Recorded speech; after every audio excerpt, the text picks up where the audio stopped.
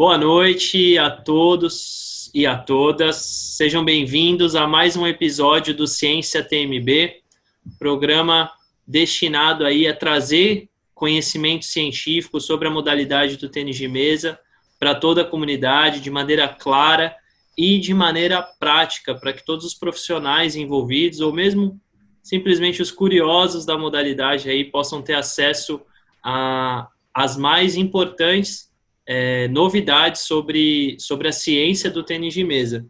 E o meu nome é Rafael Moreira, sou apresentador do programa, treinador da Seleção Paralímpica de Tênis de Mesa e também um pesquisador do tênis de mesa. E o nosso convidado hoje é um convidado muito especial, né? Muitos de vocês aí devem conhecer, um jogador bem ativo, né, no cenário nacional e no cenário estadual aqui em São Paulo, né? Ele que tem uma façanha aí, que quando eu conheci ele jogava caneta, no estilo caneta, e já era muito bom, né? Já era entre os melhores da categoria. Depois ele veio inventar de jogar clássico e hoje joga muito bem clássico também, né? Quem é da modalidade sabe o quão difícil é jogar estilos diferentes e, mais do que isso, jogar bem nos dois estilos, né? Que é o caso do Daniel Peterossi, nosso convidado aqui do Ciência TMB de hoje. Ele vai falar um pouco mais das experiências esportivas dele aí, mas mais do que as experiências esportivas, o Daniel é um grande pesquisador na área do tênis de mesa, ele é bacharel e licenciado, né, em Educação Física, mestre em Ciências do Esporte pela USP, pela Universidade de São Paulo, e hoje ele é técnico e atleta do clube TT Magnus, lá na cidade de Ribeirão Preto, aqui no estado de São Paulo. E ele vai estar trazendo a temática que foi a temática principal do mestrado dele, né, da dissertação de mestrado dele, que é da importância do estímulo auditivo no tênis de mesa. Então, apresentações feitas, fica agora a palavra com o Daniel Peterossi aí, que vai se apresentar e iniciar a falar sobre esse tema para a gente. Fica à vontade, Daniel. Primeiro, eu queria agradecer a oportunidade, o convite, Rafael, de estar mostrando um pouquinho da minha história, um pouquinho da minha trajetória, como eu cheguei até aqui e um pouquinho de tantos anos de trabalho, de estudos, né? Queria agradecer essa oportunidade. Tudo que você falou é verdade e, além disso, eu sou um apaixonado pelo tênis de mesa. Desde quando eu comecei a jogar, foi um amor à primeira vista e desde então eu fui uma pessoa muito curiosa, sempre com aquela mentalidade de pesquisador. Por que que é assim? Por que que a gente tem que fazer assim? E o pesquisador, ele sempre fica se perguntando, são questionamentos eternos, até que a gente chega a uma conclusão ou a gente fica com mais perguntas. E eu comecei a estudar sobre o tênis de mesa justamente porque eu sou apaixonado pela modalidade. Então, eu queria saber mais, eu queria ir mais a fundo, eu queria entender e, além disso, criar atalhos para os atletas, para os meus alunos, no caso, hoje. Esse é um dos meus grandes objetivos, aquilo que eu demorei muito tempo para aprender, eu consegui passar ali de uma forma muito mais rápida, criar atalhos. Esse é o meu objetivo. E cada vez mais conhecer o tênis de mesa, saber mais sobre o tênis de mesa, para conseguir trabalhar melhor e para conseguir jogar melhor. Sou um apaixonado pelo tênis de mesa e eu ainda jogo tênis de mesa, ainda quero jogar por muito tempo, nunca vou parar de jogar, vou ser um jogador eternamente. E, paralelo a isso, eu vou estar sempre estudando o tênis de mesa, que é algo fundamental para que o tênis de mesa cresça, para que o tênis de mesa não fique no âmbito cultural, onde o conhecimento é passado de geração a geração, sem questionamento, sem o porquê das coisas. E esse foi o meu objetivo. Vou falar um pouquinho Eu queria ressaltar isso antes na tua fala, que muitas vezes algo que os profissionais têm, né, alguém que não está fazendo pesquisa, alguém que não está pesquisando e muitas vezes tem uma experiência com a ciência, com algum pesquisador, de alguém que chega lá no seu clube ou na sua escola, na sua universidade, querendo fazer uma pesquisa, alguém que não é ali da área, né, que não conhece a modalidade, não é ali da área, e quer chegar ali para fazer uma pesquisa e simplesmente coletar dados, voltar para a universidade e publicar sua pesquisa sem trazer nada de volta para a modalidade, né? Então, eu queria destacar isso no Daniel, né, que ele é técnico, ele é atleta, então, ou seja, é alguém que vivencia a modalidade, como ele pôde falar. Ele foi para a universidade querendo responder perguntas para o trabalho dele. Nem toda pesquisa a gente faz querendo responder perguntas aplicadas, né? Tem a ciência básica, a ciência aplicada, tem essas duas vertentes e a gente precisa das duas. Mas o objetivo principal aqui do programa é realmente trazer essa ciência que possa ser aplicada no nosso dia a dia profissional, e ninguém mais capacitado aí que alguém que realmente vivencia o esporte há tanto tempo aí para trazer aquilo que ele aprendeu nessa jornada acadêmica dele aí. Queria deixar esse adendo. Bacana, Rafa. E agora vamos para a nossa apresentação. Vou compartilhar a tela. O título do trabalho é A Contribuição da Informação Auditiva para a Percepção do Efeito da Rotação da Bola para o Desempenho no Tênis de Mesa. Meu orientador é o professor Matheus Machado, aqui de Ribeirão. Ele não joga tênis de mesa, mas ele abriu as portas para eu estar estudando tênis de mesa aqui na faculdade. Eu queria agradecer ele por isso, por essa porta aberta e por tudo que ele fez pelo tênis de mesa, por todo o investimento do tempo dele para que esse trabalho pudesse acontecer.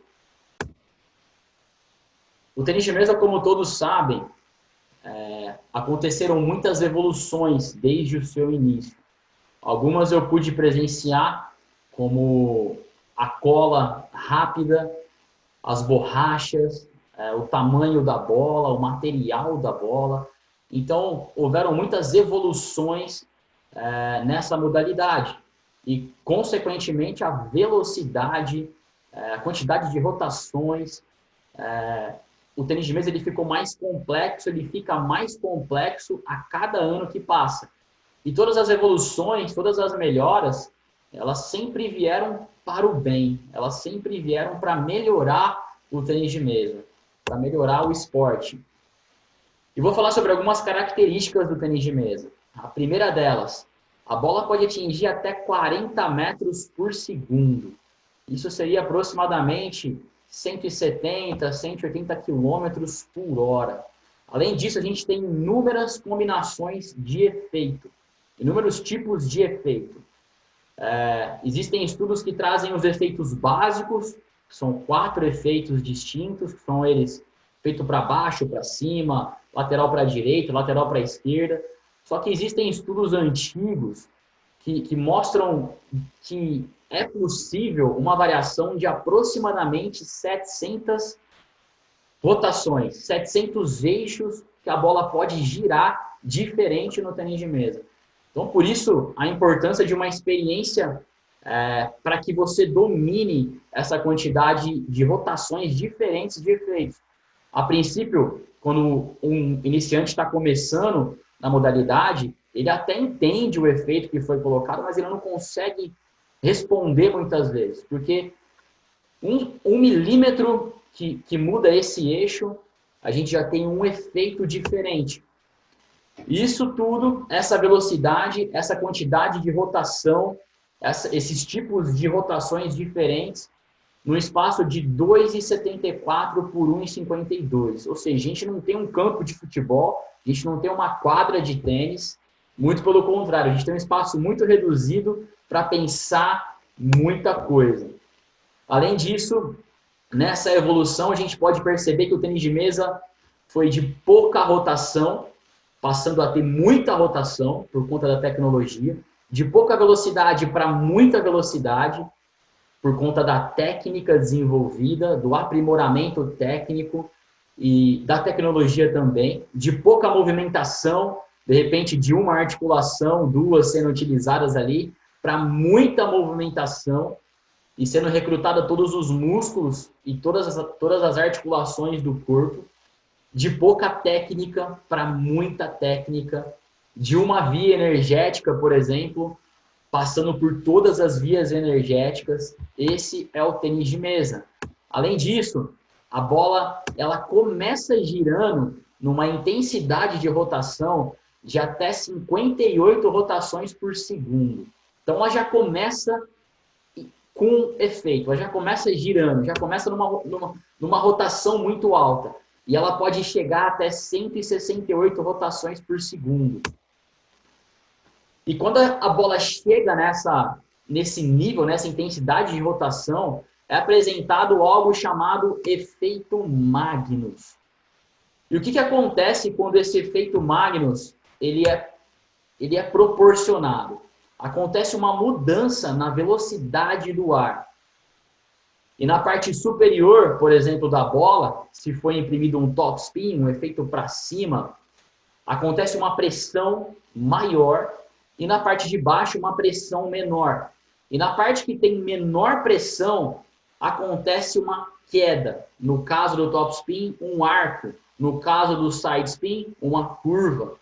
Então, o tênis de mesa, além de todas essas características que eu falei, ele desafia as leis da gravidade, onde ele vai totalmente contra as leis da gravidade, mostrando que tudo é possível numa partida. Até, por exemplo, uma bola por fora da rede é possível no tênis de mesa, como a gente vê por aí. O tênis de mesa também é classificado como esporte de reação.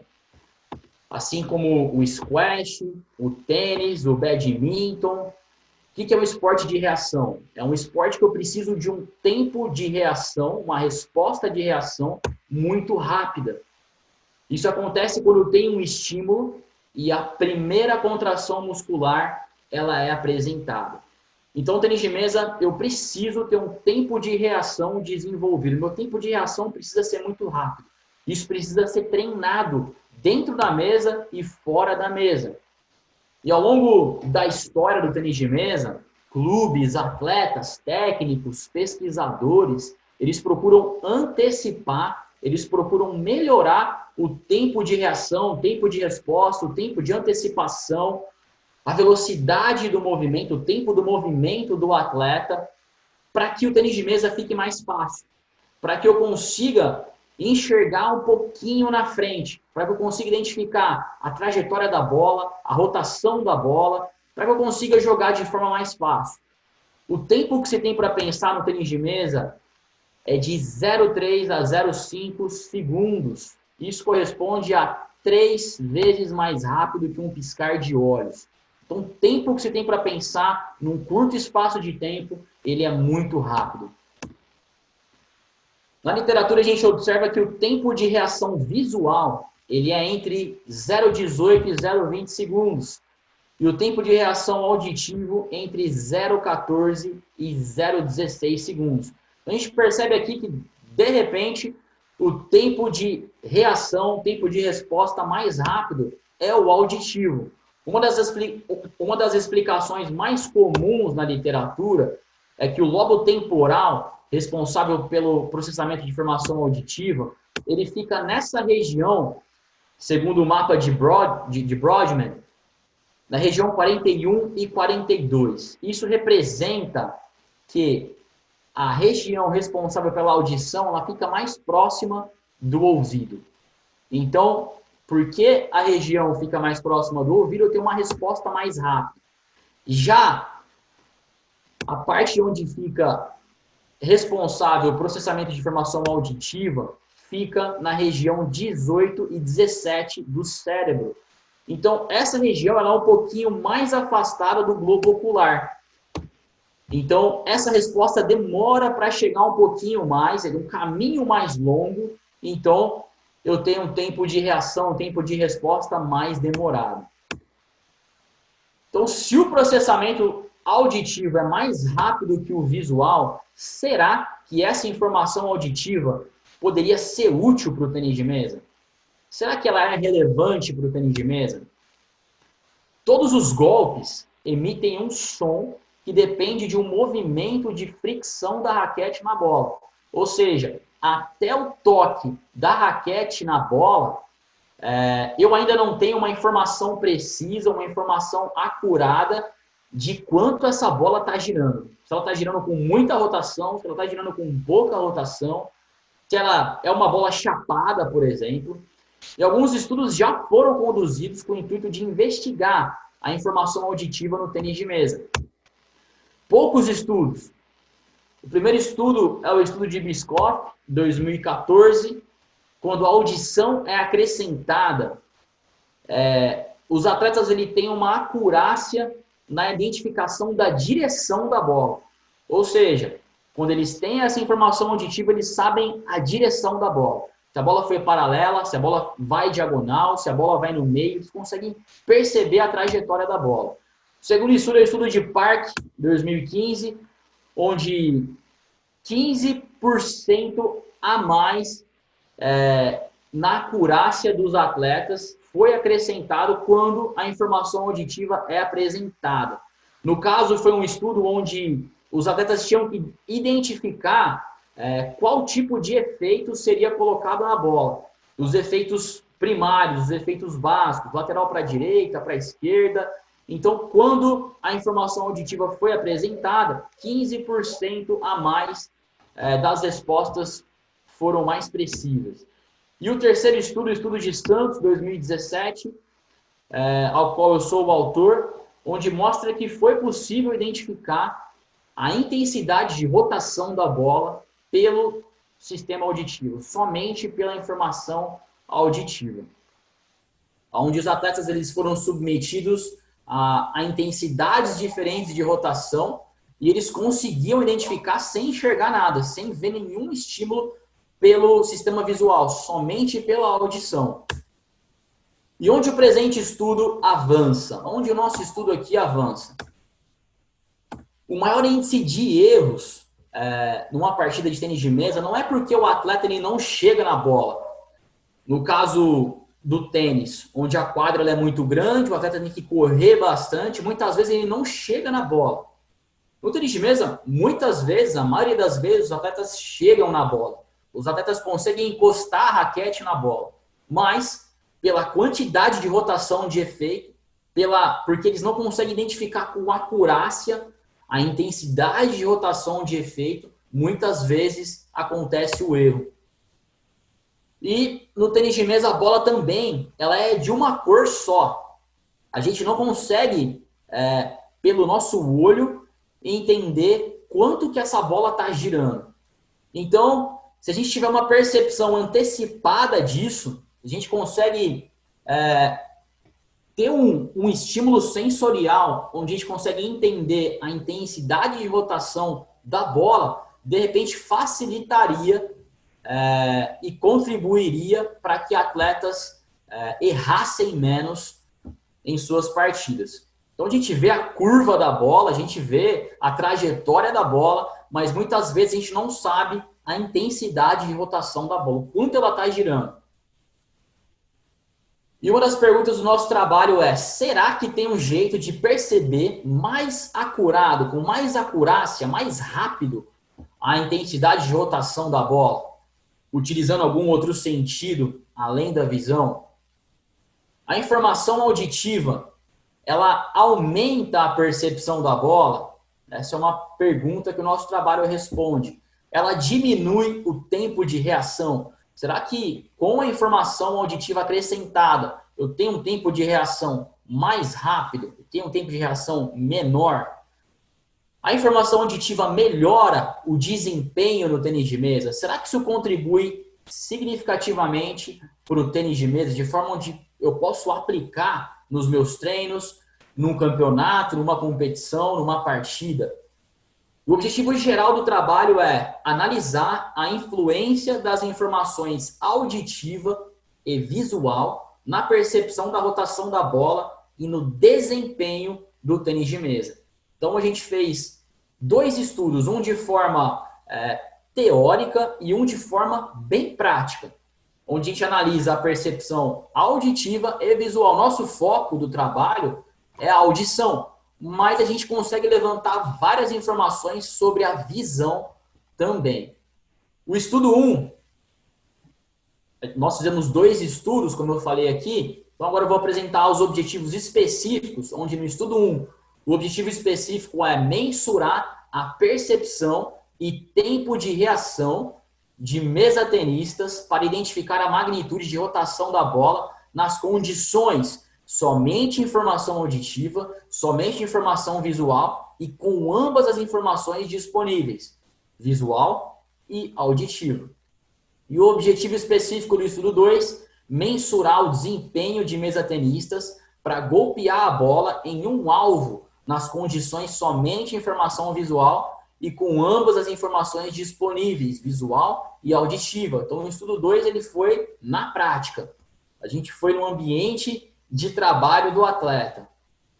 E aqui um organograma de como aconteceu esse estudo. Então, a primeira etapa do estudo, nós fomos num laboratório muito bem equipado aqui da USP de Ribeirão Preto e foram coletados uma gravação de áudio e vídeo dessas intensidades de rotação da bola.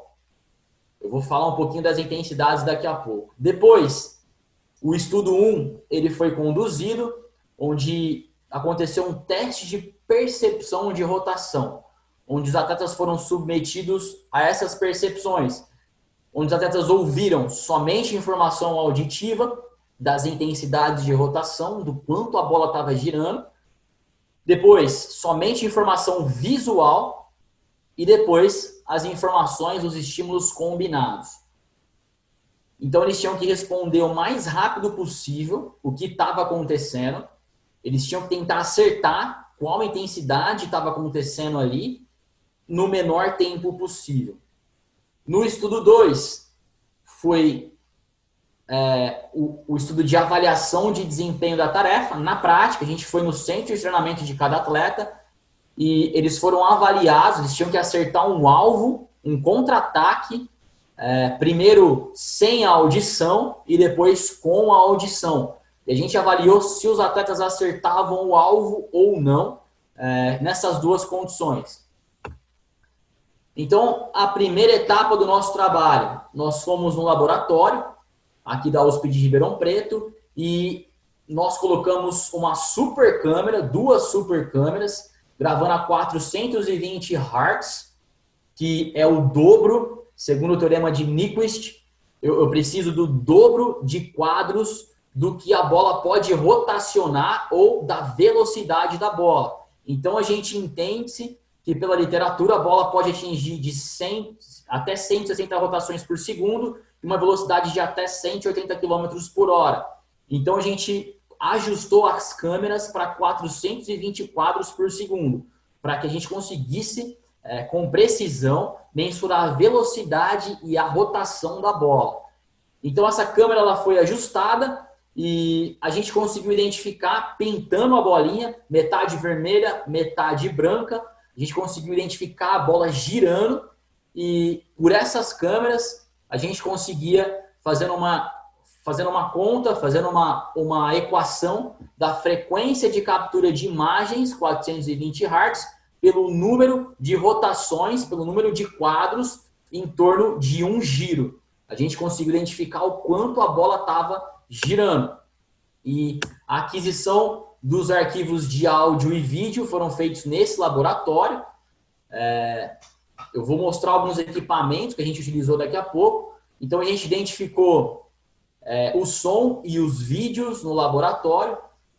Então, o som, em primeiro lugar, com a bola girando até 140 rotações por segundo. A gente classificou isso como muita rotação. Depois, média rotação. A gente classificou a bola girando até 105 vezes por segundo.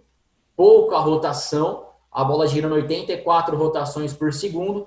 E batida chapada, onde a bola gira até 70 rotações por segundo. Então, o áudio, por alguns equipamentos que eu vou mostrar aqui, foi capturado no laboratório.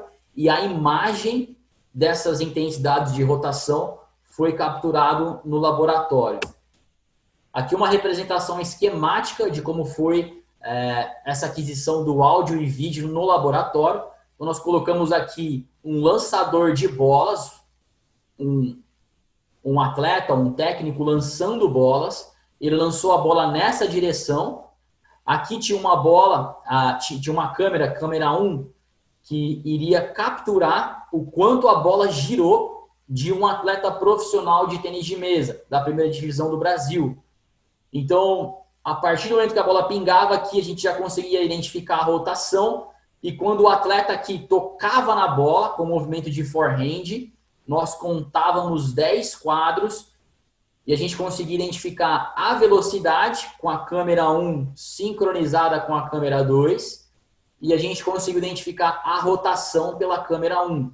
Aqui foi posicionado um gravador de áudio profissional, e aqui um microfone, alguns microfones, numa técnica que eu vou falar no próximo slide, para capturar o áudio dessa intensidade de rotação. Aqui nós posicionamos uma GoPro, que capturou a imagem dessas intensidades do forehand, e esse é um esquema que representa a gravação do áudio e do vídeo no laboratório. Aqui uma foto no dia dessa aquisição. Então aqui a gente colocou alguns holofotes para clarear o ambiente. A gente tinha a contribuição da luz do sol também. Aqui o atleta foi posicionado para lançar as bolas, e aqui o atleta foi posicionado para atacar. Aqui a gente tem um triedo, onde a gente conseguiu fazer os cálculos em 3D da velocidade da bola. Aqui nós temos 2 microfones posicionados, aqui a GoPro, aqui a câmera 2, aqui a câmera 1, onde a gente sincronizou as duas câmeras, e basicamente isso. Aqui o nome dos equipamentos. Então, a câmera é a Casio FH25, uma GoPro Hero 3 Black, microfones DPA, modelo 4011A, e um gravador de áudio portátil, Roland R46, e alguns holofotes. Então, só para o pessoal entender o trabalho que isso dá. E tudo isso tinha que ser feito de forma sincronizada. Qualquer desincronia aí, a gente tinha que começar o experimento de novo. Aqui os microfones que foram utilizados na técnica de microfonação estéreo por coincidência XY. Eles foram posicionados de 90 a 130 graus, conhecido como captação de áudio 8D, onde acontece um fenômeno chamado surround, que captura o áudio de forma em 8D do ambiente, para que seja o mais próximo da realidade de um atleta que está do outro lado da mesa. Por isso que os microfones foram posicionados do outro lado da mesa, para representar um atleta ali esperando um ataque de forehand. Aqui os programas, os softwares que a gente utilizou para fazer esse trabalho. Primeiro a gente usou o Virtual Dub, que foi responsável para cortar exatamente as imagens em 4,310 segundos. A gente utilizou o DVideo para mensurar a velocidade da bola, para que as bolas não fossem em velocidades distintas, para que a gente não tivesse uma variável aqui onde o atleta consegue identificar a quantidade de efeito pela velocidade. Então a gente teve esse cuidado de mensurar a velocidade e pegar somente as bolas que eram próximas em velocidade. A gente usou o DVideo para ver a velocidade da bola e também para ver a quantidade da rotação da bola. A gente usou o Audacity para selecionar o áudio e para também conseguir colocar ele em 4,310 segundos, e o Adobe Premiere para sincronizar o áudio e a imagem. Aqui a condição de informação visual sem o áudio. A gente pode perceber como ela foi apresentada para os atletas. Condição de informação auditiva. Aqui uma bola de pouca rotação. Então o atleta tinha que ouvir isso. Ele não estava enxergando nada e respondeu o mais rápido possível. No slide anterior, ele tinha que ver aquilo sem ouvir nada e responder o mais rápido possível. E aqui, de forma completa, com estímulos combinados, condição auditiva e visual. E aqui a gente viu muita rotação. O método, os detalhes do método agora. Os participantes, a nossa amostra, 22 mesatenistas de ambos os sexos, porque no estudo de Santos, 2017, a gente percebeu que não tinha diferença entre homem e mulher para perceber o estímulo auditivo. O estudo de Santos ele avaliou em um campeonato sul-americano atletas de alto rendimento, homens e mulheres, e ele traz nesse estudo que não existe diferença. Então a gente avaliou ambos os sexos. Idade média, 22 anos, com desvio padrão de 6 anos. Experiência na modalidade, 12 anos de experiência, com desvio padrão de 4,6 anos aí.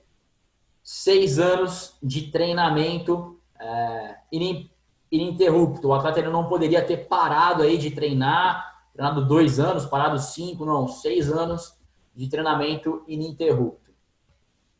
Sem problema auditivo ou visual. E aqui um desenho que mostra, que ilustra como foi o estudo 1.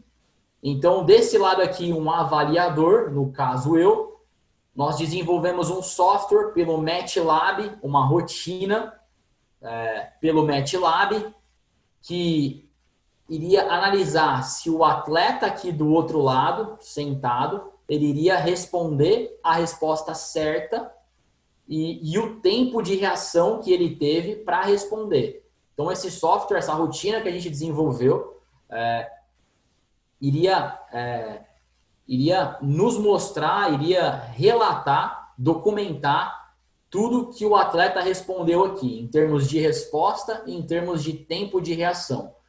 E o atleta do outro lado aqui, ele foi avaliado em 3 condições, como a gente falou. Primeiro, só audição, ele não enxergava nada aqui na tela, era uma tela preta, então ele só ouvia por um fone as condições muita rotação, média rotação, pouca rotação e batida chapada.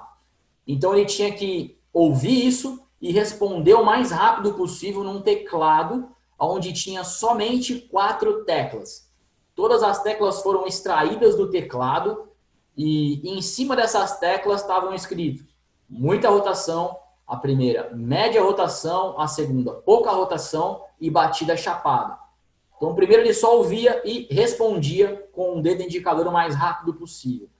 Na segunda condição, ele só via um estímulo sem ouvir nada e respondia o mais rápido possível. Na terceira condição, ele via e ouvia e respondia o mais rápido possível.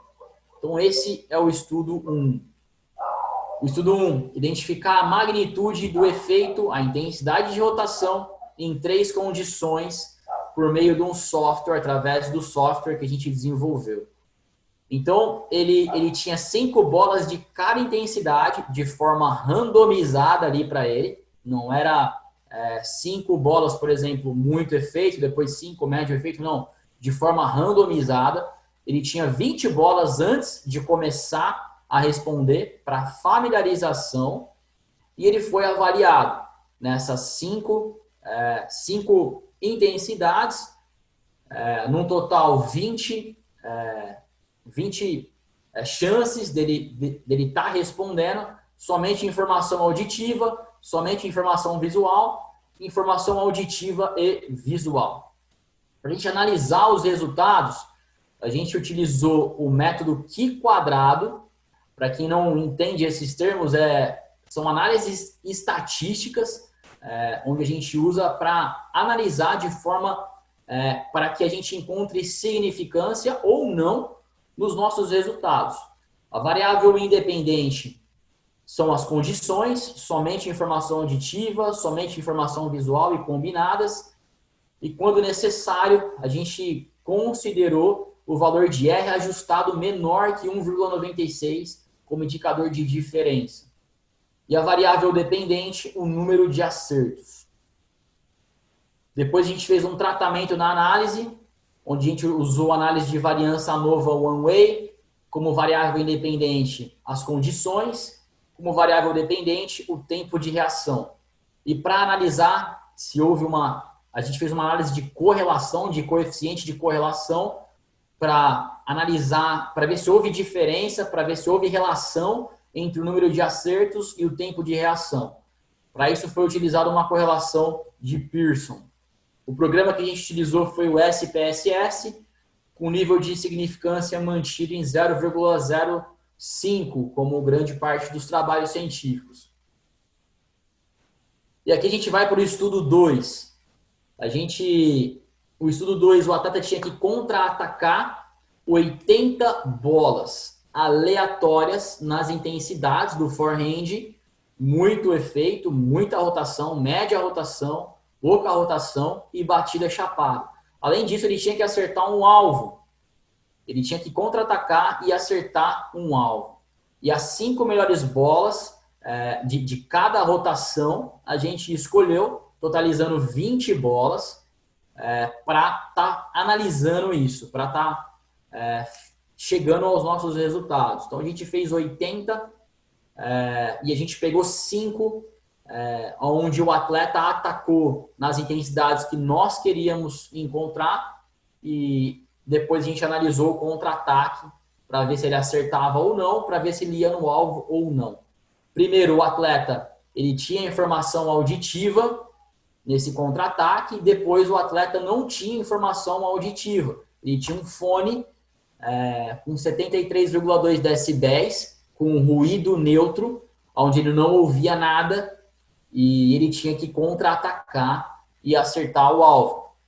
Aqui uma representação esquemática, aqui o nosso alvo, o atleta tinha que contra-atacar, o atleta ficava posicionado aqui, um lançador aqui, o lançador lança a bola nessa direção, na seta azul, o atleta de alto rendimento ataca, a câmera 1 mensura a quantidade de rotação que esse atleta imprimiu, e o atleta avaliado, ele contra-ataca, representando a seta vermelha, e tenta acertar o alvo ou não. Uma GoPro foi posicionada para ver se ele acertava o alvo ou não. Aqui o atleta avaliado com o fone ou não, e aqui o alvo. O alvo ele foi escolhido nessa região, porque a gente fez uma análise notacional das Olimpíadas de 2012 para ver aonde os atletas mais contra-atacam. Então a gente pegou a final e a disputa da medalha de bronze, e a gente fez uma análise notacional para ver aonde os atletas mais contra-atacam. E essa análise, nós chegamos à conclusão que os atletas mais contra-atacam nessa região aqui. Então, nós colocamos nessa região a 19 centímetros da linha central e a 19 centímetros da linha branca.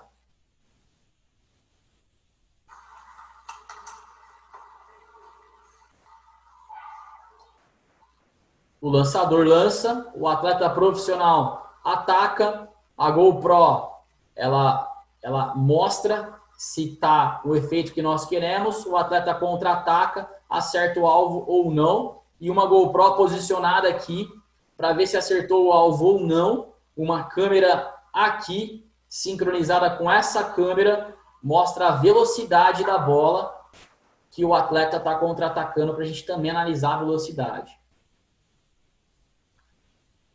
O tratamento estatístico foi Q quadrado como variável independente, condições, somente informação visual e auditiva, a variável independente, número de acertos no alvo, para ver se ele acertou ou não o alvo. E agora nós vamos para os resultados e discussão. Os resultados indicaram que a informação auditiva ela contribui para a percepção da magnitude de rotação, principalmente quando a audição é combinada com a visão. O estudo 1. Então, a gente vê nesse gráfico aqui o percentual de acertos, o quanto que esses atletas acertaram em percentual. A gente vê que na condição somente informação auditiva, os atletas se falando do estudo 1 aqui, tá? Onde os atletas tinham que responder o mais rápido possível pelo software, eles acertaram somente com a informação auditiva 77%. Somente informação visual, 91%.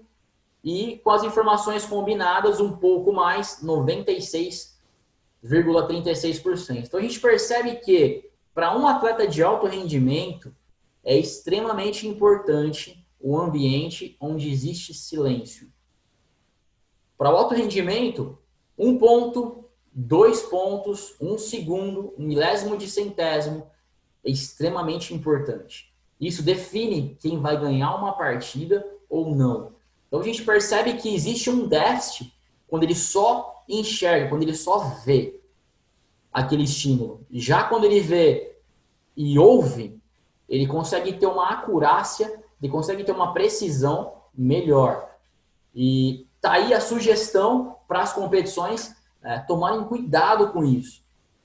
Tomarem cuidado com as torcidas, tomarem cuidado com jogos simultâneos, terem um cuidado com a microfonação do ambiente, se existe um microfone ali embaixo das mesas, aonde estão posicionadas as caixas de som, que esse microfone emite o som, emite o áudio.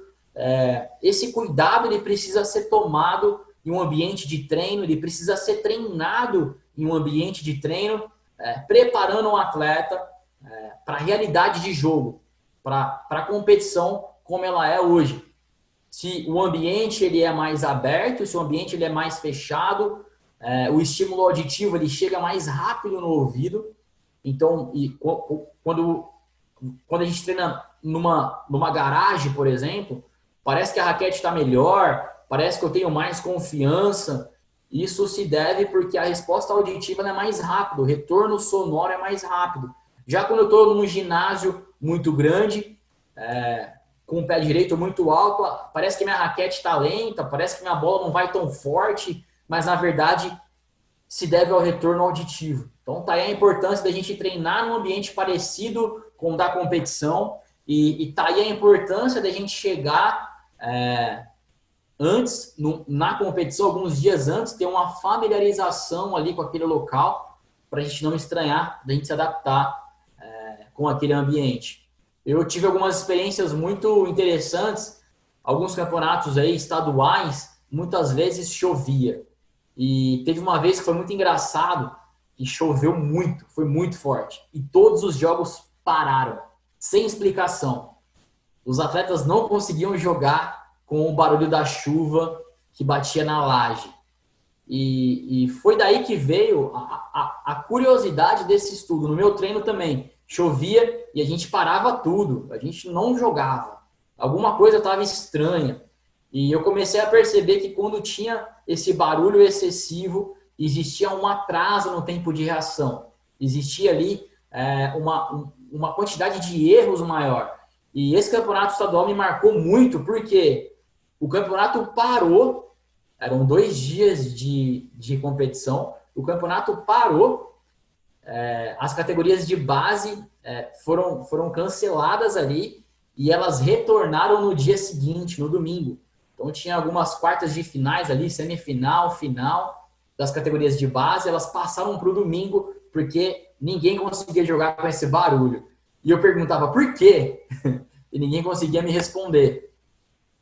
Então a gente percebe que, trazendo um contraste para o nosso estudo na literatura, a quantidade de informação auditiva ela é relevante. Quanto mais informação eu tenho, mais acurácia, mais precisão eu tenho nos meus golpes. Biscoff fala que quanto mais informação eu tenho, principalmente informação auditiva, eu consigo identificar a direção da bola. E Park fala que eu consigo identificar que tipo de efeito que tipo de efeito foi imprimido na bola. E o estudo de Santos fala que eu consigo identificar a rotação, a magnitude de efeito da bola. E aqui alguns contrastes com a literatura, com o nosso estudo. Lembrando que existem pouquíssimos estudos na literatura sobre esse assunto. Daí a importância desse quadro na CBTM de estimular atletas, pesquisadores curiosos da modalidade a estar pesquisando, porque isso ele é um mar azul ainda, ninguém pesquisou, ninguém dedicou tempo a isso, então qualquer pesquisa ela é pioneira, ela é a primeira, por conta do fato da gente não encontrar pesquisas. Então a gente encontrou aqui 3, 4 pesquisas no máximo que eu posso comparar com o meu estudo. Park, onde mostra a diferença, ele é diferente do meu estudo, porque o Park ele analisa o saque e o meu estudo analisa o forehand. Park analisa 4 diferentes efeitos, 4 efeitos diferentes, não a intensidade, a magnitude, a rotação da bola. Park analisa 6 frames, é um tempo muito curto para ser analisado, dá menos de 1 segundo. E o presente estudo analisa muitos quadros, 4,310 segundos. E o estudo de Santos, ele analisa 1,100 segundos, um tempo muito curto também.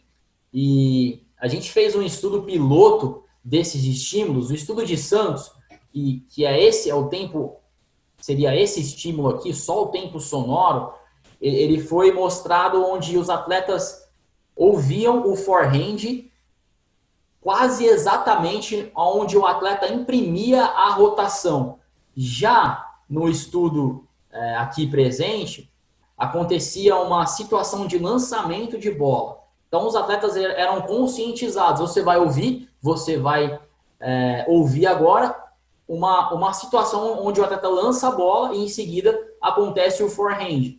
Então, quando a gente conscientizou os atletas, a gente conseguiu 25% a mais de acertos do que quando a gente não conscientizava os atletas. Então, esse tempo nós achamos o tempo ideal para que o atleta ele conseguisse ali imaginar o que estava acontecendo, aonde ele estava, naquela situação que ele estava ouvindo ou vendo.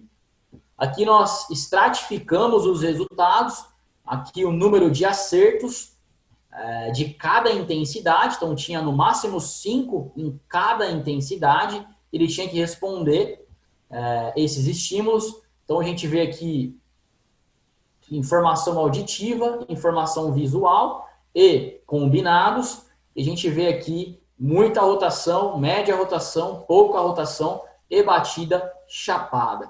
Na batida chapada não houve muita diferença, não houve diferença significativa entre os estímulos. Então é o estímulo que os atletas conseguem perceber mais rápido e melhores, eles conseguem perceber ali. Então a quantidade de acertos ela foi quase igual e foi maior nos 3 estímulos. E aí a gente vai ver que esse resultado ele é curioso, talvez por conta do ângulo da raquete ser mais fácil de visualizar. A gente percebe que ele é mais fácil, mas no estudo 2 a gente vê um contraste muito grande com esse resultado aí. Gravem esse resultado. E aqui a gente traz o tempo de reação. Então, somente informação auditiva, o tempo de reação ele foi um pouquinho maior, 2,32 segundos. Informação visual, somente informação visual, 2,7 segundos. E combinados, 1,85 segundos. Ele é mais rápido. Então, a gente traz que somente pela informação visual, eles conseguem identificar muito bem e num tempo de reação até interessante. A nossa discussão um pouco mais para frente, a gente vai falar da importância desse tempo de reação. E aqui o resultado estratificado do tempo de reação pela intensidade das rotações das bolas. Então a gente percebe que somente informação auditiva a gente tem um tempo maior em todas as intensidades. E na batida chapada a gente não encontra muita diferença significativa. E os nossos resultados, a nossa conclusão aqui do estudo 1 é que quando a audição é acrescentada, os atletas conseguem identificar ali mais rápido, mas quando o atleta ele está só com o estímulo visual, ele tem uma informação antes de 1,13 segundos. Ele tem informações visuais ali, onde ele consegue processar de 1,13 segundos. Já quando ele só ouve, ele não tem essa informação. Ele não está conseguindo enxergar nada. Ele está ouvindo, mas ele não consegue enxergar o atleta realizando, começando, iniciando o golpe de forehand. Então a gente chega a um resultado de 1,19 segundos. Que se as duas intensidades fossem analisadas a partir do toque, talvez o resultado seria um pouco diferente. Ou seja, a gente consegue mostrar aqui que não é que o tempo visual ele é mais rápido no nosso trabalho. É que antes do atleta tocar na bola, ele tem mais informações, por conta dele estar enxergando o início do movimento do atleta, do que quando o atleta só ouve. Então a gente percebe que ele tem uma percepção, ele acerta mais 5,22% quando as informações são combinadas. Parece pouco, mas aqui a gente está falando do alto rendimento, e para o alto rendimento, como eu já falei, 5,22% pode representar uma medalha de ouro olímpica, pode representar uma medalha de ouro nacional, pode representar muita coisa para um atleta de alto rendimento. E o tempo de reação diminui quando as informações são combinadas, 0,22. 0,22 não parece nada se falando dessa apresentação longa que eu estou dando aqui. Mas para um atleta de alto rendimento, 0,22 pode representar o campeonato mundial. Pode ser um fator decisivo para uma partida. Então a gente entende aqui que quando é apresentado numa janela de tempo, a gente fala num alinhamento espacial, acontece um fenômeno conhecido como fenômeno de congelamento. Para vocês entenderem, o som, ele congela uma imagem no nosso cérebro. Vou dar um exemplo aqui. Quando a gente ouve uma sacola, quando a gente vê uma sacola com muitas pedras ali, uma sacola pesada, caindo no chão, sem a audição, a gente não consegue com eficácia saber o peso dessa sacola. A gente simplesmente consegue identificar que uma sacola caiu no chão. Já quando a gente ouve, quando a gente tem um estímulo auditivo nessa situação, a gente consegue mais informações, a gente consegue saber o peso mais ou menos que essa sacola se encontrava. Assim, no tênis de mesa, quando a gente ouve, a gente consegue perceber a quantidade de rotação da bola. Acontece esse fenômeno de congelamento, a gente consegue com mais eficácia entender a quantidade de rotação da bola. Ele é percebido com mais saliência e menos ambíguo do que quando são apresentados isoladamente.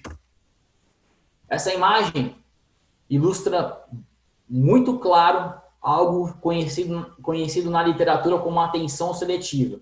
Quando a gente não tem nenhum som aqui, a gente enxerga um senhor e uma senhora se olhando de frente.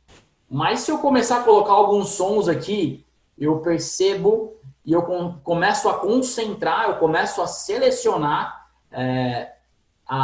o meu processamento de informações dentro do meu cérebro. Por exemplo, se esse homem aqui, se eu começo a ouvir um som de violão aqui, eu já deixo de enxergar um senhor e uma senhora. Começo a enxergar um senhor tocando um violão, e se eu começo a ouvir, de repente, alguma coisa dessa senhora, eu percebo que tem uma senhora aqui, de frente para esse senhor tocando violão. Se essa pessoa aqui atrás chama esses dois, a minha atenção seletiva ela é voltada para essa pessoa aqui atrás. E se essa mulher aqui pegar um álcool em gel aqui do lado, eu ouço esse barulho, eu começo a entender essa imagem que a princípio era uma coisa, eu começo a focar a minha atenção de forma seletiva. A mesma coisa quando eu estou conversando num bar muito movimentado, com muito barulho, cheio de gente, estou conversando com uma pessoa, eu não ouço o que está acontecendo ao meu redor, e eu consigo ouvir exatamente a pessoa que está falando comigo. Eu seleciono a minha atenção. Essa é a análise de correlação, um coeficiente de correlação para ver se tinha alguma relação quando quem responde rápido, mais rápido, as respostas mais rápidas, para ver se as pessoas erravam porque responderam mais rápido. A gente não encontra essa correlação, essa relação. Aqui a gente vê um resultado de 0,45 para combinadas, mas 0,45 não é significante, segundo o nosso método de análise estatística. O estudo 2 é o desempenho da tarefa, o estudo na prática, onde os atletas contra-atacaram. No primeiro gráfico a gente vê o número de acertos, onde eram no máximo 20. A gente vê o número para condição e informação auditiva de 12 acertos, a nossa média, e sem informação auditiva, a nossa média foi de 7,6. Então a gente percebe que com a informação auditiva, os atletas aqui eles acertaram quase que o dobro na prática. Então a gente percebe a importância da informação auditiva no tênis de mesa. Nós não temos nenhum estudo na literatura para contrastar com o estudo presente. Nenhum estudo na prática sobre informação auditiva, sobre tempo de reação, para a gente contrastar, para a gente comparar com o estudo 2. A audição e desempenho motor, não temos nenhum estudo, e esse estudo ele complementa o estudo 1. Aqui a gente estratificou os resultados, então em número de acerto, que poderiam ser até 5 em cada intensidade, a gente percebe que com a informação auditiva o número de acertos foi um pouquinho maior do que sem a informação auditiva para todas as intensidades.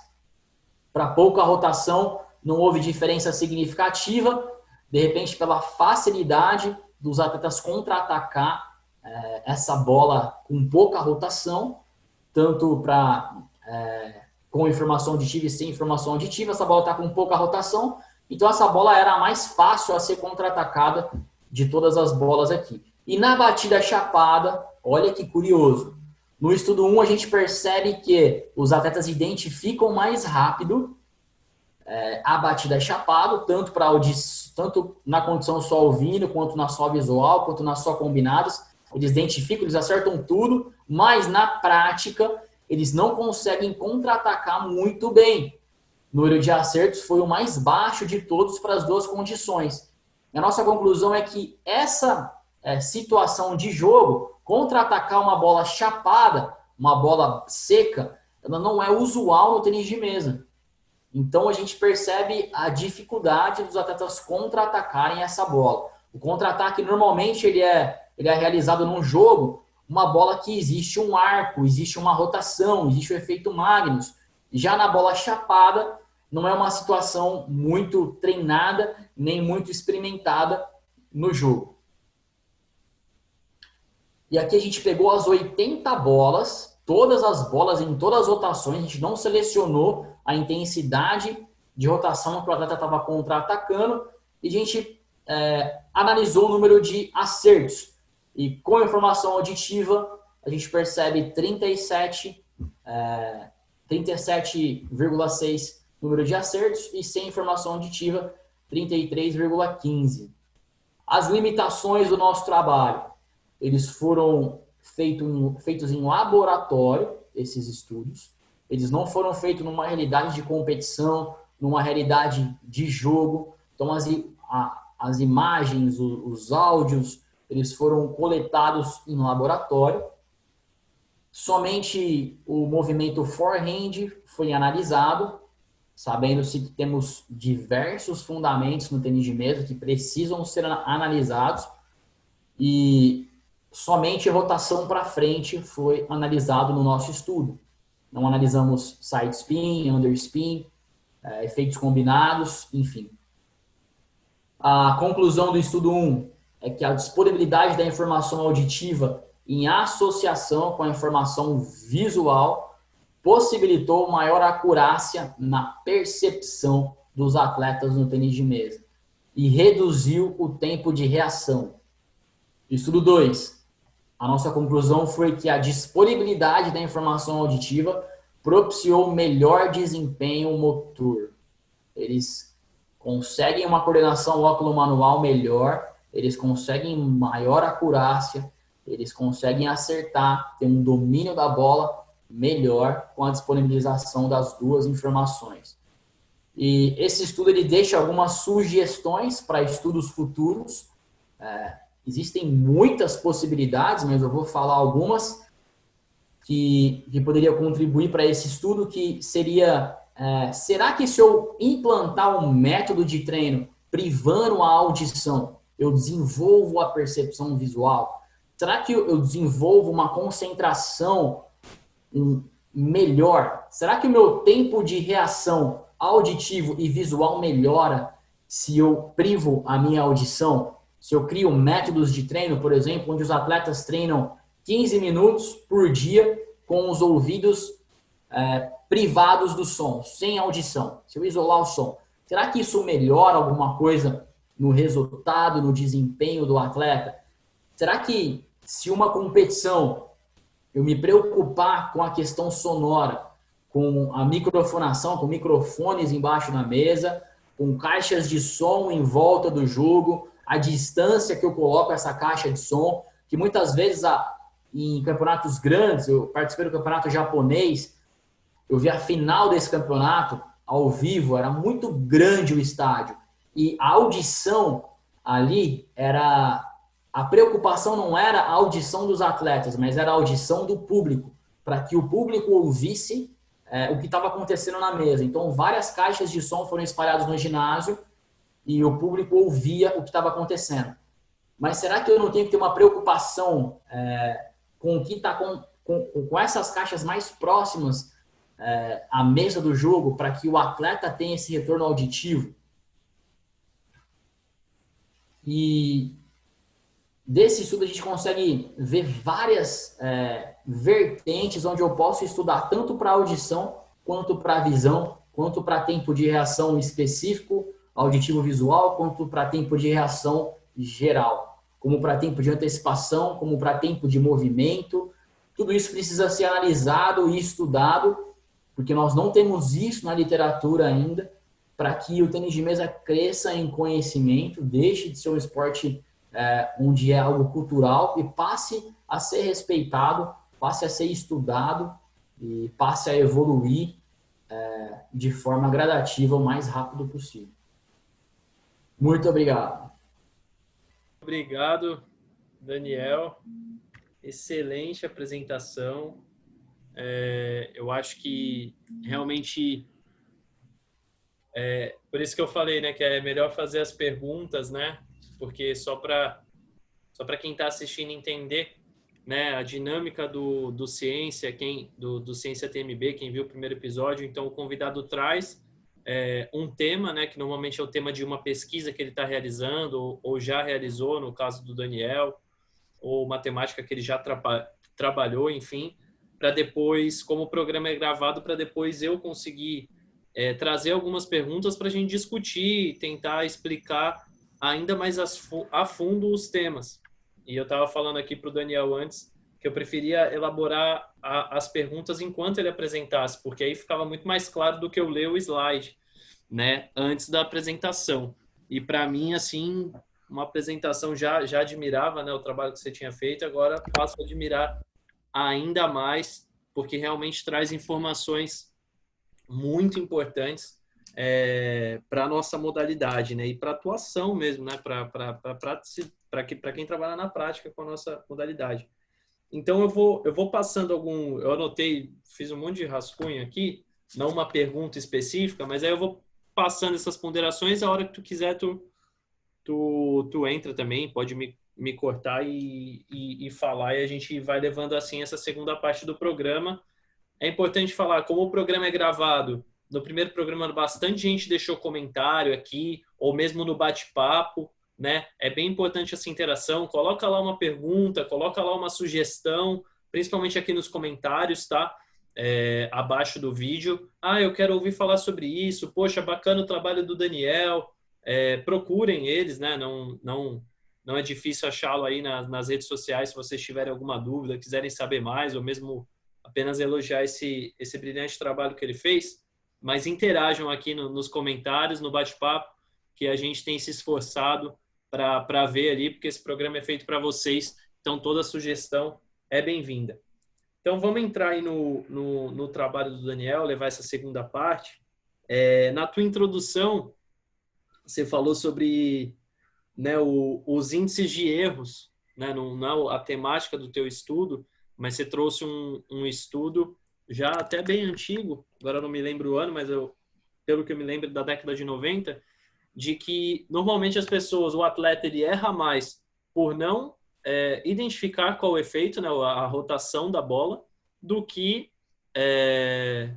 não ter chego na bola, né, não ter se movimentado e ter encostado na bola. E aí eu coloquei aqui porque, tipo, né, nós que já estamos aí na modalidade há bastante tempo, a gente já teve oportunidade, né, o Daniel já teve oportunidade de ir para o Japão, para a China, né, também, e a gente já conheceu várias metodologias de treino, vários lugares que treinam. E muitas vezes dá-se uma ênfase muito grande em exercícios, muitas vezes só de movimentação. Então, tem que trabalhar o footwork, né? Que a gente fala, o trabalho de movimentação de pernas, que é sim, extremamente importante. Mas se a gente tem uma informação de que os atletas perdem mais ponto quando eles não identificam o efeito, a gente tem que ver aí com essa proporção. Beleza, eu preciso ter um trabalho de pernas bom, mas eu preciso também trabalhar todas as variações de efeito possíveis, inclusive nesse footwork, né, enquanto eu trabalho a movimentação de perna, para que eu possa acertar a bola na mesa, né? Então, a gente ter essa informação, a gente pode trazer para a nossa atividade profissional, peraí, se eu trabalho 80, 60, 70% do tempo movimentação de perna, será que é isso realmente que vai me fazer ganhar o jogo, né? Os estudos aí, até bem antigos, dizem que não, né? O erro acaba sendo ali na percepção do efeito. Então, talvez seja algo que deva ser dada maior ênfase. E aí uma anotação que eu coloquei também, aí fica tema, se você é um pesquisador da área, ou mesmo o Daniel quiser aprofundar esses estudos, eu coloquei aqui da diferença da mesa, né? Que na hora que você mostrou a mesa ali, eu não daqui da imagem não deu para ver qual era a... Ai, a... Bom. Esqueci o nome. Milímetros. Os milímetros da mesa, que a gente sabe que isso interfere diretamente na velocidade, né? Então, quanto mais lenta a mesa, né? Quanto mais fina ela for, a camada for, tem mesa de 15, 18. Normalmente a gente costuma falar que a bola é mais lenta, então talvez seja aí um outro tema de um estudo que a gente possa trazer, né? Que essa percepção auditiva ou a velocidade de reação, ou mesmo a percepção do efeito, possa variar de acordo com a mesa, né? Não sei se você pensa dessa forma também. Sim, sim. Cada detalhe faz diferença nessa hora, né? Principalmente falando-se de alto rendimento, né? E o atleta ele tem que estar treinado, ele tem que estar adequado em diversas situações, né? Ele precisa treinar em mesa lenta, porque cada competição é uma mesa. Ele precisa treinar em várias marcas de mesa, né? Que se diferem umas das outras. Ele precisa treinar de um lado que tem reflexo. Ele precisa ser treinado para tudo, em um ambiente fechado, em um ambiente aberto. Tratando-se do alto rendimento, ele precisa estar muito bem treinado para isso. E essa é a graça do tênis de mesa. Recentemente eu fui pro Paraguai, num Pro Tour, no ano passado, e a gente viu o Zankai dos Estados Unidos ganhando do Kokiniwa.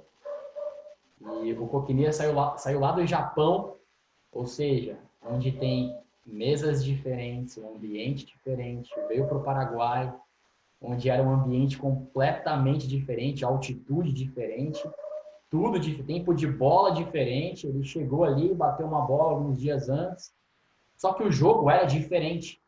O jogo no Paraguai é diferente do ambiente no Japão. E aí que está a graça do tênis de mesa, onde a gente vê um atleta se dando melhor nesse ambiente, do que um atleta até teoricamente mais forte, melhor posicionado no ranking mundial. E cada atleta joga melhor em um determinado lugar, isso dá uma chance maior de não acontecer uma monopolização, assim, né?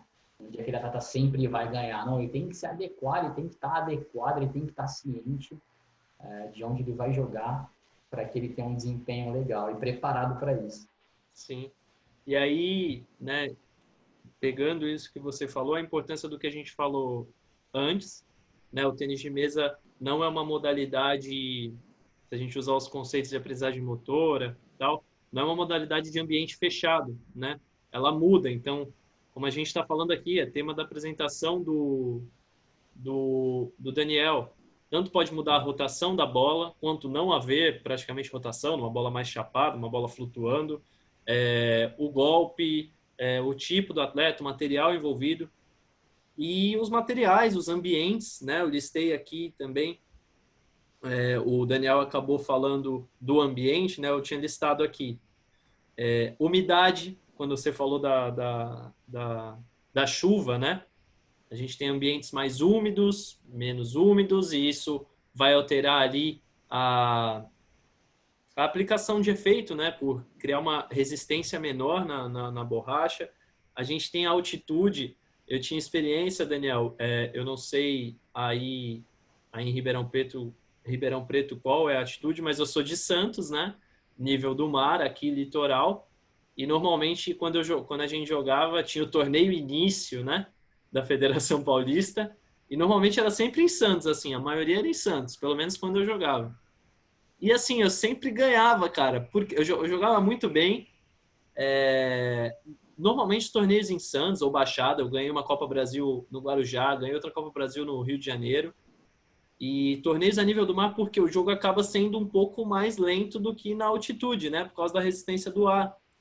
Então eu me dava muito bem, meu movimento é um pouco mais longo, então eu tinha mais tempo para me preparar para as bolas, e isso no alto rendimento, talvez para um atleta iniciante você não vai reparar nisso, mas para a gente que já tinha um contato maior, afetava diretamente. Uma vez a gente foi para o Sul-Americano Infantil Juvenil, né, na Colômbia, em Medellín, eu acho que lá eram uns 1.200, 1.400 metros de altitude, e o primeiro dia que estava tendo bola com o Vitorich, primeiro dia que a gente foi bater bola, não acertava a mesa, cara. Tipo, foi extremamente complicado, mas aí também a questão de, né, você ser um atleta treinado, você consegue se adaptar melhor a essas condições. Então, no segundo, no terceiro dia, a gente já conseguiu se adaptar, né, um pouco melhor. E colocar uma, né, aí não científica, né, uma discussão científica aqui, mas a gente teve uma apresentação na CBTM alguns dias atrás com o Edmilson Pinheiro, né, que é gerente técnico e foi coordenador dos Jogos, gerente dos Jogos Olímpicos. E ele falando que os principais jogadores do mundo, assim, chegaram lá no ginásio, que apesar de ser um ginásio de Jogos Olímpicos, não era perfeito, né, tinha uma série de pormenores que ele trouxe pra gente, que, vamos dizer assim, podiam não estar 100% ou eram diferentes de outros lugares, mas ele trouxe esse relato, que atletas de topo, eles chegam num lugar, se ambientam, beleza, é assim, assim, assim, e se adaptam. Eles não vão falar, tipo, isso aqui tá ruim, etc, bababá, e tem que mudar. Não, eles vão ter que se adaptar, porque cada lugar, como você bem falou, é diferente, né? Então, a nossa função é estar o máximo preparado para essas situações. Exatamente. Pode falar. A grande pergunta da ciência é trazer o que é mais importante para o tênis de mesa, né? O que eu preciso fazer para eu ganhar uma partida? Tá certo que são vários fatores, né? Você disse o footwork, enfim, vários fatores, a preparação física, o treinamento, a experiência, são vários fatores. Mas chega um determinado momento, no alto rendimento, que todo mundo sabe fazer forehand, todo mundo tem experiência, todo mundo tem uma movimentação boa, todo mundo tem uma mão boa, e nesse nível ganha, na minha opinião, o que é mais importante no tênis de mesa é a resolução de problemas rápidos. Você resolver problemas o mais rápido possível. Isso tem um nome na ciência chamado cognitivo. Você tem que ter um cognitivo, a parte cognitiva em dia. E isso pode ser trabalhado não só dentro da mesa, como fora da mesa. A gente percebe o Hugo Calderano, aquela brincadeira do cubo mágico.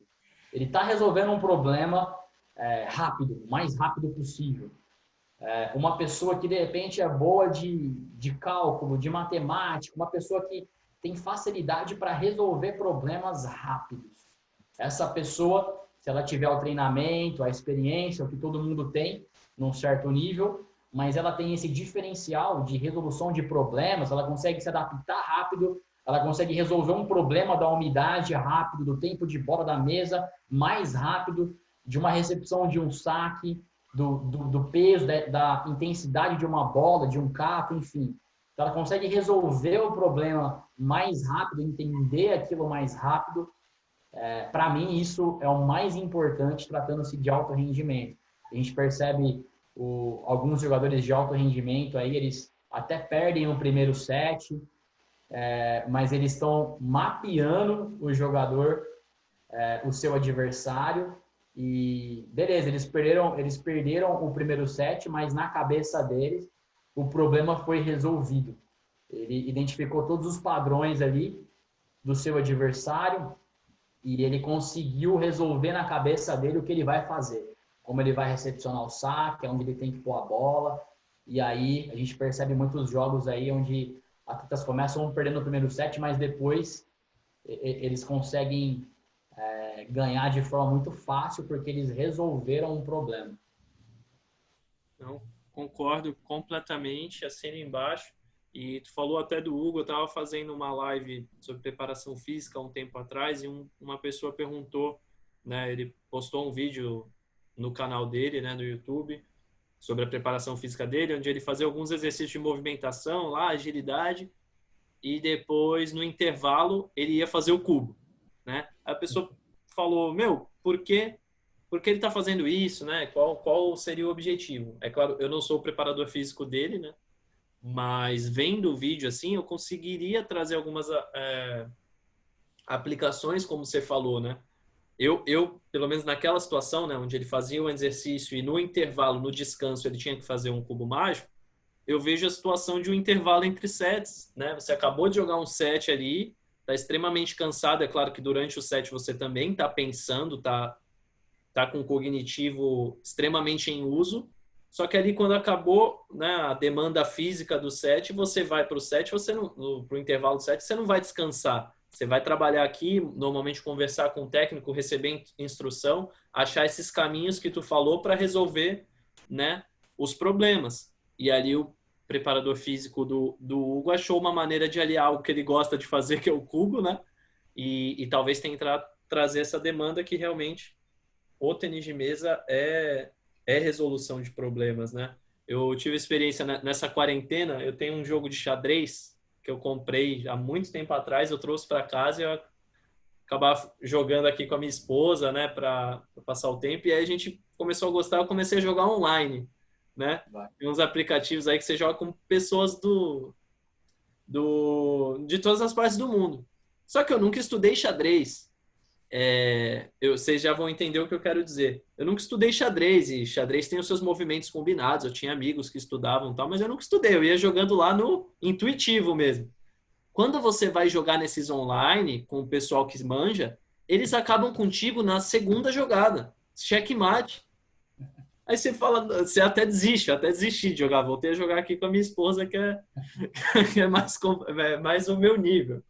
Mas, por que eu tô querendo dizer isso? Normalmente eu, o monitor, que é o outro treinador que trabalha comigo, com a seleção paralímpica, normalmente a gente fala para os atletas, não só eles, os atletas que eu tenho oportunidade de conversar, que muitas vezes está jogando contra o atleta e, o que eu tenho que fazer para ganhar? Normalmente é 1 ou 2 pontos-chave no máximo, né? A gente, quando vê aí, se você fizer uma análise fria de alguns jogos, como o atleta ganhou aquele jogo no alto nível? Cara, ele só passou a sacar ali na direita curta, ele já matou todo 95% do jogo do adversário. Mas o identificar desse ponto-chave, não de 200 pontos-chaves, né? É o que faz a grande diferença entre um atleta de altíssimo nível e e os demais, né? E nós, réis mortais. Mas... O tênis de mesa ele é considerado hoje o xadrez anaeróbio, em alguns livros aí. Tem um livro de um médico chamado Daniel Lamen, ele dedica um capítulo do livro dele. Esse médico foi o cara que mais escaneou cérebro no mundo. Ele dedica um capítulo dele ao tênis de mesa.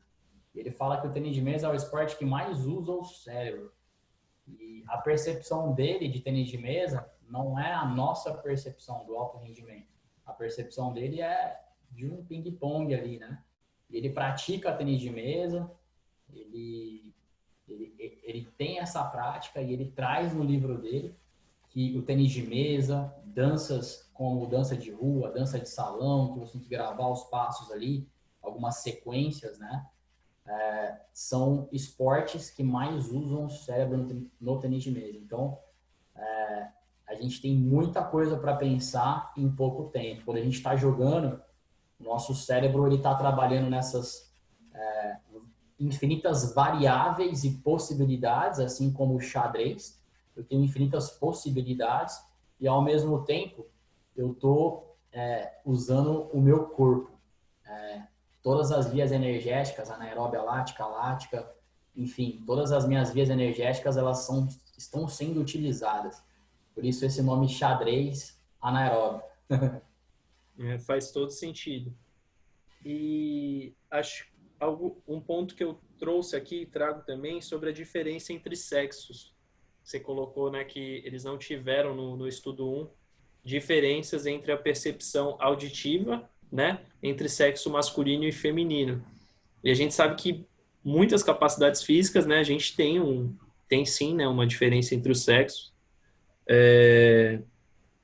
por questões biológicas mesmo, né, e genéticas, mas por que me chamou a atenção isso? Porque eu estava lendo um estudo de análise de jogo no tênis de mesa paralímpico.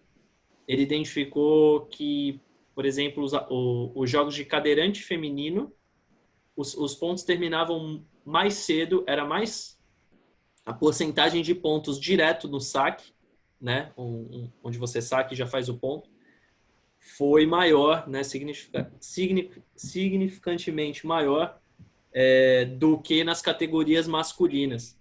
E aí, na discussão, os autores eles trazem um estudo aqui, eu até tentei ver, mas ele não é aberto para todos, né, tem que pagar, do Snyder e colaboradores de 2015, que eles identificaram que num teste de rotação, né, que não era rotação de bolas de tênis de mesa, mas também envolvia identificar rotações, os homens tiveram resultados melhores do que as mulheres, né?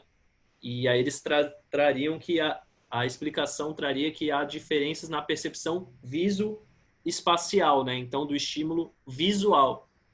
Então, se a gente colocar isso, né, como verdade, uma verdade científica que tá em voga, beleza, então os homens podem ser melhor com informação visual. Então, a gente pode até trazer que o treinamento, né, da habilidade auditiva para as mulheres compreenderem e conseguirem executar ou perceberem os efeitos, talvez seja até mais importante, né? Possa ser trabalhado com mais ênfase entre atletas do sexo feminino. Exatamente. Só de você conscientizar os atletas, eles precisam prestar atenção no som, do toque da bola, da raquete na bola, e já vai melhorar o jogo dos atletas. Aí existem estudos aí que a gente pode estar fazendo no futuro, que primeiro essa conscientização, e a gente vê se tem resultado ou não, e até mesmo um aparelho auditivo que amplia, que aumenta a audição do atleta, para que ele consiga ouvir melhor e ver se isso tem diferença significativa ou não. Sim. E aí era o próximo tema que eu coloquei aqui, que era conscientizar os atletas sobre estímulo sonoro, né? Porque muitas vezes eu, particularmente, nenhum dos treinadores que eu trabalhei, né, enquanto atleta, a gente sabe como treinador, a gente sempre tenta passar para os atletas pontos chaves que eles devem se conscientizar. Presta atenção no ângulo da raquete, presta atenção em como a bola vai vir, onde ela vai pingar. mas sempre informações visuais, né? Eu não me lembro realmente de ter recebido uma instrução, como você está falando, presta atenção no barulho da bola, né? Se recebi, foi tipo 5% das instruções que recebi, ou nem isso. E a gente vê, né, com o seu estudo, o quanto elas são importantes. Então, uma dica aí, né, para os treinadores de estarem atentos a essa informação também, né? Que intuitivamente eu sei que, né, nós que jogamos já há algum tempo já sabemos que a gente consegue identificar o efeito ali a partir do som que a gente ouve, mas isso de maneira meio automática, não consciente. Quando a gente traz essa conscientização, com certeza isso vai melhorar aí o aprendizado, né, de iniciantes e nos níveis mais elevados também. Com certeza E tá aí o porquê, de repente, de muitos atletas terem dificuldade de jogar com jogadores pino, que utilizam borracha pino, por conta da diferença do som. De repente, é um som estranho, é um som que muitos atletas não vivenciam no seu ambiente de treino. De repente, chega numa competição e dá um tilt, dá um bug, né? Porque é um som diferente, uma trajetória diferente, mas um som diferente também. E por último, eu achei muito interessante, né, a sugestão que você colocou do método de treino sem audição, né? Pretendo fazer em algum momento, porque eu achei bem interessante, realmente, algo que eu nunca vi ninguém fazer, e realmente pode estimular, de fato, né, só para entender a lógica, né, para explicar a lógica também, para ficar claro. Então, se você vai tapar os ouvidos, você vai estar dependendo única e exclusivamente da informação visual. E como a gente viu aí no estudo do Daniel, quando elas são combinadas, né, a visual e a auditiva, é onde a gente tem os melhores resultados. Então, com isso, você vai estar trazendo o atleta para uma zona, vai estar tirando ele da zona de conforto, colocando ele numa situação mais difícil, e aí ali ele vai ter que trabalhar na prática e na mesa, né, no ambiente específico do tênis de mesa, para melhorar essa percepção visual. A partir do momento que ele não tem informação auditiva, ele vai ter que prestar mais atenção no ângulo da raquete, na velocidade da bola, na trajetória, na altura. E isso realmente é muito interessante, uma sacada muito boa. Fica aí de dica também para os treinadores que estão assistindo. Pode parecer loucura, né? Ah, isso aí é loucura. Mas a gente sabe que em ciência, né, quando se trata de tentar romper os conhecimentos atuais, muitas coisas normalmente podem parecer loucura a princípio, mas testando e pesquisando e comprovando, como o Daniel fez, é que a gente consegue ter avanço aí na nossa modalidade e em todas as áreas da sociedade como um todo. Tá? Exatamente, Rafa. E, além disso, nós temos olho predominante, assim como mão, braço predominante, perna predominante. Nós temos também ouvido predominante. Um ouvido que a gente desenvolveu melhor, um olho que a gente desenvolveu melhor. Então, é muito interessante também sessões de treino, períodos de treino, onde a gente identifica o olho predominante e a gente começa a treinar, a gente coloca um tipo de tapa-olho no olho predominante, a gente começa a treinar o olho não predominante, para que o foco fique melhor, para que os dois olhos possam trabalhar de forma mais eficaz. E, além disso, os ouvidos também. Nós temos ouvidos predominantes, não predominantes. Tudo isso envolve o sistema vestibular, onde eu também desenvolvo aqui nos meus treinamentos técnicas onde eu trabalho com o sistema vestibular, coloco os jogadores em situações onde o sistema vestibular está extremamente atordoado e aí eles têm que fazer algumas sessões de treino assim, é onde a gente desenvolve, a gente trabalha todos esses sentidos, né, em prol da melhora da concentração do atleta, porque se uma perna direita no futebol é igual à esquerda e vice-versa, eu consigo jogar melhor, eu consigo coordenar melhor, eu tenho mais opções. A mesma coisa no meu olho também, se os dois estão trabalhando ali de forma juntas e eficaz, eu consigo me concentrar melhor, consigo mais informações. Se tratando para alto rendimento, como a gente abordou no trabalho, cada centésimo pode valer um campeonato mundial, um campeonato olímpico. Então, dos meus apontamentos aqui, era isso, tá? Eu acho que a gente conseguiu trazer agora, nesse segundo momento do episódio, aprofundar em algumas questões, trazer algumas coisas mais práticas e reflexões práticas aí para quem está assistindo. E é isso. Você tem mais alguma colocação? Então é isso. Muito importante essa iniciativa da CBTM, do Rafael, para que isso possa ser estimulado no Brasil. O Brasil pode ser o país pioneiro em pesquisa científica mundial. A gente tem a China, né, no altíssimo nível em relação ao tênis de mesa, mas não tem pesquisa científica fidedigna. Não tem, eles não compartilham, eles não divulgam o que tem sido aplicado em suas equipes, né? No Brasil, nós temos uma referência mundial se falando de pesquisador, que é o Alessandro Zagato. Também ele é o maior pesquisador do mundo em relação ao tênis de mesa. E seria muito interessante se houvesse mais essa curiosidade e se isso partisse do Brasil, se essa bandeira fosse levantada no Brasil, seria muito importante para nós. Hoje em dia, onde o brasileiro chega, jogador de tênis de mesa, nós somos associados ao Hugo Calderano. Então, a mesma coisa no nosso futebol, onde a gente chega, nós somos associados ao Neymar, ao Pelé, enfim. Então, é muito importante essa responsabilidade dos técnicos de vestirem essa camisa, né? Assim como o Hugo Calderano tem honrado o nosso Brasil, é muito importante que os técnicos também honrem o nosso Brasil e procurem conhecimento. É isso aí, Daniel. E realmente esse é o propósito do programa, né? Aqui a gente está num episódio aí que vai estar com 1h30, 1h40 talvez, explicando sobre um tema extremamente importante, mas que demandou aí do Daniel e de todos aqueles que já viram e que estarão aqui nos próximos episódios muitos anos e muito tempo de estudo, né? E aqui a gente traz de maneira mastigada realmente para que haja esse avanço. A gente sabe que nem todo mundo vai ser pesquisador, nem todo mundo vai estar realizando pesquisas, mas as sugestões de vocês são extremamente importantes, né? E mesmo sugestões de estudos, né? Para quem tá nesse âmbito, muitas das pessoas que estão vindo falar aqui são pesquisadores ativos. Eu queria saber isso. As melhores perguntas, muitas vezes, vêm de quem está na prática e não necessariamente é pesquisador.